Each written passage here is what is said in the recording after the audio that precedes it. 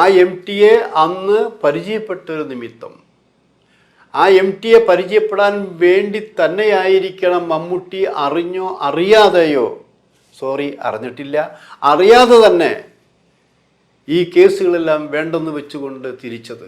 അങ്ങനെ വരുമ്പോൾ ഒരു MT ഉണ്ടാകുമെന്നോ, MT സംരക്ഷകനാകുമെന്നോ, MT മുഖേന പിന്നീട് വലിയ നടനായി തീരുമെന്ന് എന്നൊന്നും മമ്മൂട്ടി തീരുമാനിച്ചായിരുന്നു. കല്യാണം അന്ന് റിസ്ക് എടുക്കാൻ തയ്യാറായിരുന്നു. വരുന്നത് വരട്ടെ, എന്തു വന്നാലും ഒരു നടനായിട്ടേ, ചലച്ചിത്ര നടനായിട്ടേ താനിനി തിരിച്ചു പോകൂ, തൻ്റെ അഭിലാഷം അതാണ്.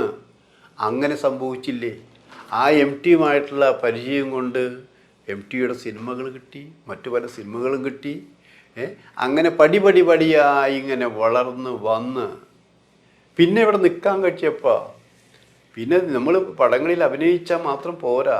ചില പടങ്ങൾ നല്ല സിനിമകളെന്ന് പേരെടുക്കുമ്പോൾ പോലും ആ പടങ്ങൾ ഓടണം, ആ നടൻ നല്ല നടനാണെന്ന് പറയണം, ആ അദ്ദേഹത്തെ കാസ്റ്റ് ചെയ്താൽ ആ സിനിമയ്ക്ക് ഗുണമുണ്ടാകുമെന്ന് സംവിധായകരും നിർമ്മാതാക്കളും പ്രേക്ഷകരും അടക്കം പറയണം.